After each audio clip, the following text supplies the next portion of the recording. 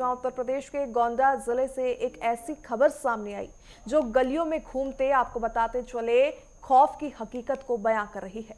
दरअसल नगर पंचायत थानेपुर में एक 7 साल की मासूम बच्ची जो भगवान का प्रसाद लेकर वापस अपने घर लौट रही थी, उस पर आवारा कुत्तों के झुंड ने जानलेवा हमला कर दिया।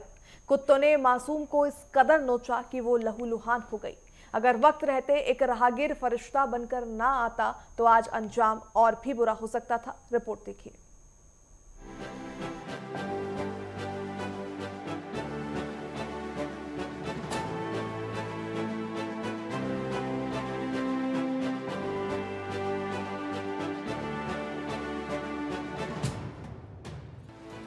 गोंडा में कुत्तों का आतंक, प्रसाद लेकर लौट रही बच्ची पर हमला। आवारा कुत्तों ने मासूम को बुरी तरह नोचा। फरिश्ता बना राहगीर, बचाई बच्ची की जान। कब थमेगा आवारा कुत्तों का आतंक? आवारा कुत्तों के हमले से दहला धानेपुर। गोंडा जिले का धानेपुर इलाका चीख पुकार से दहल उठा। गौरथनिया गांव की रहने वाली 7 साल की मासूम देवांशी पिता नान बाबू यादव के साथ गांव में ही आयोजित एक सत्यनारायण कथा में शामिल होने गई थी। किसी को अंदाजा नहीं था कि भक्ति और श्रद्धा के इस माहौल के बीच बाहर गलियों में मौत अपना जबड़ा फैलाए बैठी है। कथा समाप्त हुई। देवांशी ने हाथ में प्रसाद लिया और खुशी खुशी अपने घर की ओर कदम बढ़ा दिए। वो मुश्किल से कुछ दूर ही चली थी कि अचानक आवारा कुत्तों के एक झुंड ने उसे चारों तरफ से घेर लिया। बच्ची को अकेला पाकर कुत्तों ने उस पर हमला बोल दिया। कुत्तों ने उसे बुरी तरह नोचना शुरू कर दिया, जिससे मासूम के कपड़े फट गए और उसका पूरा शरीर खून से लथपथ हो गया। जब कुत्ते मासूम को अपना निवाला बनाने की कोशिश कर रहे थे, तभी वहां से गुजर रहा राहगीर बच्ची की चीखें सुनकर बिना अपनी जान की परवाह किए कुत्तों से भिड़ गया। उसने पत्थर और ईंट फेंककर कुत्तों के झुंड को वहां से खदेड़ा। घटना की जानकारी मिलते ही परिजनों के पैरों तले जमीन खिसक गई। आनन फानन में घायल देवांशी को सामुदायिक स्वास्थ्य केंद्र मुजेहना ले जाया गया। बच्ची की गंभीर स्थिति और शरीर पर गहरे जख्मों को देखते हुए डॉक्टर ने उसे प्राथमिक उपचार के बाद तुरंत गोंडा जिला अस्पताल के लिए रेफर कर दिया। फिलहाल जिला अस्पताल की इमरजेंसी में देवांशी का इलाज चल रहा है। डॉक्टरों के मुताबिक बच्ची के शरीर पर कई जगहों पर कुत्तों के दांतों और नाखूनों के गहरे निशान हैं। हालांकि डॉक्टरों ने राहत की खबर दी है कि बच्ची अब खतरे से बाहर है, लेकिन इस घटना ने स्थानीय प्रशासन और नगर पंचायत की कार्यप्रणाली पर गंभीर सवाल खड़े कर दिए हैं। ये बच्चे का नाम दिव्यांशी है। इसकी उम्र 6 साल है, फीमेल है। ये गोरथनिया गांव की है।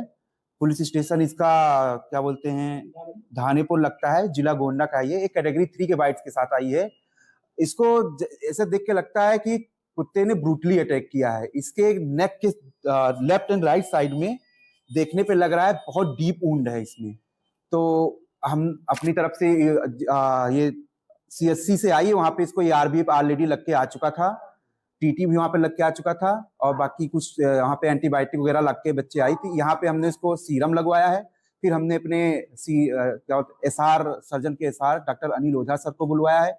उन्होंने उसको देखा है, मॉनिटर किया है, उसको एडवाइज किया है, उसको भर्ती बनाया है और उसको स्टिचेस लगाने के लिए अभी बोल दिया गया। स्टिचेस बच्ची का लग रहा है।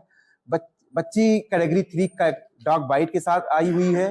अब हमने अपनी तरफ से पूरा मुताबिक क्या लग रहा है, बच्चे की कंडीशन कैसा है? बच्चे कंडीशन अभी तो स्टेबल है। जो हमने वाइटल कराया है, वाइटल सारे उसके स्टेबल आ रहे हैं। बाकी अब हम उसको अंडर ऑब्जर्वेशन रख लिए हैं। अब जैसी स्थिति होती है उसके अकॉर्डिंग हम लोग उसका इलाज अपना जारी रखेंगे। उसका प्रसाद लेकर लौट रही मासूम पर हुआ ये हमला न सिर्फ एक परिवार का दर्द है, बल्कि उन तमाम जिम्मेदारों के लिए चेतावनी है जो आवारा कुत्तों की बढ़ती आबादी पर लगाम कसने में नाकाम रहे हैं। News desk, network 10। गोंडा जिले के धानेपुर थाना क्षेत्र अंतर्गत गुरधनिया निवासी बाबूलाल की 7 वर्षीय दिव्यांशी पड़ोस के रहने वाले एक व्यक्ति के यहाँ सत्यनारायण कथा में शामिल होने के लिए गई थी। कथा से जब वह वापस लौट रही थी, तभी कुत्तों के झुंड ने उस पर हमला कर दिया और उसे घायल कर दिया।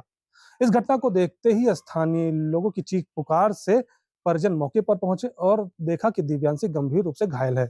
दिव्यांशी को मुजैना CSC पर भर्ती कराया गया, जहां प्रथम उपचार के बाद डॉक्टरों ने उसे हायर सेंटर गोंडा के लिए रेफर कर दिया। दिव्यांशी का इलाज गोंडा के जिला अस्पताल में चल रहा है और डॉक्टरों ने कहा है कि खतरे से अब वह बाहर है। गोंडा से नेटवर्क 10 के लिए राजू मौर्य की रिपोर्ट। और चलिए इस खबर पर अधिक जानकारी के लिए गोंडा से रुख करना चाहेंगे हमारे संवाददाता राजू मौर्य का। राजू, अगर बात करें क्या कुछ ये पूरा मामला है, बच्ची की तबीयत फिलहाल कैसी बताई जा रही है? ये पूरा मामला धानेपुर थाना क्षेत्र के नगर पंचायत धानेपुर के मोहल्ला गुड़धनिया से जुड़ा हुआ है, जहां नान बाबू की पुत्री 7 वर्षीय दिव्यांशी बगल के ही रहने वाले एक सत्यनारायण कथा में शामिल होने गई थी और वह जब प्रसाद लेकर वापस लौट रही थी, रास्ते में सुनसान एरिया पड़ता है, उसी रास्ते वो घर आ रही थी और उसी रास्ते पर ही कुत्तों के झुंड ने उस पर हमला कर दिया। वहां से गुजर रहे राहगीरों ने लाठी और डंडों से और ईंट और ढेलों से किसी तरह से झुंड को भगाया, लेकिन तब तक बहुत देर हो चुकी थी और बच्ची के शरीर पर कई जगह निशान थे। चीख पुकार सुनकर जब परिजन मौके पर पहुंचे तो उन्हें बच्ची दिव्यांशी को उठाकर तत्काल उन्हें मुझेना सीएचसी पर ले जाया गया, जहां पर प्रथम उपचार के बाद डॉक्टर ने उन्हें हायर सेंटर गोंडा के लिए रेफर कर दिया, जहां पर उसका इलाज चल रहा है। जी, फिलहाल क्या कुछ स्थिति उसकी बनी हुई है? क्या उसकी हालत स्थिर है या अभी भी गंभीर जख्मों के चलते किसी तरीके की कोई चिंता डॉक्टरों में देखी गई है? डॉक्टर से बात की गई, इमरजेंसी में तैनात डॉक्टर ने बताया कि खतरे से बाहर है और उपचार चल रहा है। अभी उसे ऑब्जर्वेशन में रखा गया है और जैसी ही स्थिति नॉर्मल होगी तो फिर परिजनों को दे दिया जाएगा, या तो अगर स्थिति खराब होती है तो हायर सेंटर लखनऊ के लिए रिफर किया जाएगा। अच्छा राजू, ऐसे में बात करें जिस तरीके से गोंडा से ये तस्वीरें निकलकर सामने आई हैं, जिस तरीके से ये खबर निकलकर सामने आ रही है, दिल को झकझोर कर रख देने वाली ये खबर है। ऐसे में गोंडा की अगर बात करें तो गोंडा में क्या ऐसे मामले पहले भी सामने आए हैं या फिर फ्रीक्वेंसी इनकी कुछ दिनों से बढ़ती नजर आ रही है? क्या कुछ मामला है डॉग बाइटिंग के इन केसेस का? आपको बता दें कि धानेपुर ही के थाना क्षेत्र अंतर्गत एक गांव है टहलवनपुरवा, जहां पर बीते पखवाड़े में एक मुस्कान बालिका के भी कुत्तों के हमले से ही उसकी मौत हो गई थी। लेकिन पहली घटना वो थी, दूसरी घटना ये दिव्यांशी की सामने आई है, लेकिन अभी तक प्रशासन द्वारा उन कुत्तों को पकड़ने की कार्रवाई नहीं की गई है। जी बिल्कुल, ऐसे में राजू अगर बात करें जिस तरीके से भी आपने एक और केस का जिक्र किया, मुस्कान नाम की बच्ची के बारे में आप बता रहे थे, उस मामले में क्या प्रशासन की ओर से कोई एक्शन नहीं लिया गया था? क्या उस मामले में एक्शन के तौर पर कुत्तों को नहीं पकड़ा गया था? नगर निगम की ओर से कोई कार्रवाई नहीं देखी गई थी क्या? नहीं, उस समय भी कोई पूरी तरह से लापरवाही थी और कोई उचित कार्रवाई नहीं की गई। आप गांव क्षेत्र में देखेंगे तो हमारा कुत्तों की संख्या बढ़ती जा रही है। ऐसे में नगर पालिका या नगर पंचायत के जो भी कर्मचारी हैं उनको पकड़ने की कोई कार्रवाई अभी तक गोंडा में नहीं की गई है। हालांकि घटना फिर सामने आई है, अब देखा जाएगा कि इस पर प्रशासन क्या करता है। जी बिल्कुल, ऐसे में अगर बात करें तो जिस तरीके से दिव्यांशु का ये मामला सामने आया है, अब प्रशासन का क्या कुछ कहना है? क्योंकि ये पहली घटना नहीं है, लगातार इस तरीके के मामले गोंडा जनपद में सामने आ रहे हैं, यूं कहूंगी मैं देश भर से इस तरीके के मामले लगातार सामने आ रहे हैं। हर रोज किसी ना किसी का जो है शिकार हो जाता है कुत्तों के जरिए। ऐसे में इस मामले के बाद क्या प्रशासन की नींद टूटी है? उनकी तरफ से फिलहाल क्या कुछ स्टेप उठाए गए हैं? किस तरीके की कार्रवाई देखी गई है? अभी तक प्रशासन की तरफ से कोई पहल नहीं की गई है, लेकिन अस्पताल में जो बच्ची है उसकी स्थिति नॉर्मल बताई जा रही है और वहां पर उसका इलाज चल रहा है। जी ग्रामीणों का क्या कुछ कहना है? ग्रामीणों की तरफ से किस तरीके की अपील की गई है प्रशासन से? इस घटना के बाद ग्रामीण काफी भयभीत हैं और अपने बच्चों की सुरक्षा को लेकर सब सजग हैं। हालांकि गुरधनिया गांव में उन कुत्तों को भगाने की भी कार्रवाई अब चलने लगी है। ग्रामीण हैं, स्वयं सरकार उनको वहां से भगाने की कोशिश कर रहे हैं, लेकिन अभी तक प्रशासन की तरफ से कोई उचित कार्रवाई नहीं की गई है और ना ही कोई पहल उनको पकड़ने के लिए किया गया है। बिल्कुल राजू, ऐसे में अगर बात करें तो इस तरीके के जब हमले होते हैं, जिस तरीके से आवारा कुत्तों की तरफ से हमले देखे जाते हैं, तो आमतौर पर छोटे बच्चे खास करके बुजुर्ग भी इस श्रेणी में शामिल होते हैं जो उनके इजी टारगेट होते हैं। अभी आपने 2 एग्जाम्पल दिए मुस्कान और दिव्यांशी को लेकर, लेकिन क्या बुजुर्गों के ऊपर भी इस तरीके के हमले हुए हैं आवारा कुत्तों की तरफ से? क्या पहले कुछ मामले सामने आ चुके हैं? नहीं, अभी तो बुजुर्गों को लेकर कोई घटना सामने नहीं आई है, केवल अभी बच्चों को लेकर ही घटना सामने आई। हालांकि आपको बता दें कि कई ऐसे ग्राम पंचायतें हैं जहां पर कुत्तों के हमले से आए दिन कोई ना कोई जख्मी होता है और जिला अस्पताल में रेबीज लगवाने के लिए वहां पर बाकायदा भीड़ भी लगती है, लेकिन अभी तक इस पर कोई उचित कार्रवाई प्रशासन द्वारा नहीं की गई है।